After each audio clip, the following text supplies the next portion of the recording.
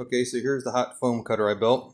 It has a single pole dimmer switch with the yellow extension cord coming in, and then I used a surplus radio power supply wire, which I split, ran one end to one side, and then I ran the other end to the other side. It does not matter which end goes to which side, because more or less it's a controlled short circuit.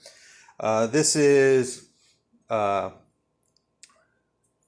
think it's 80 gauge nichrome wire. It is nichrome wire from Amazon. What I found is if you want to make level straight cuts at the end of your apparatus, I just shot some screws in, made sure that they were the same distance, so that way I was cutting the foam the same. The dimmer switch, you're going to want to make sure that you have a push on and rotate. That way when you find the right setting, you just on off it. Makes it a lot easier if you put the control on the device that you're making, so that way as soon as you're done, that wire gets red hot again and you can turn it off. I found that the more you energize the wire, the weaker it's going to get. I've already had one fail when I was doing my tests.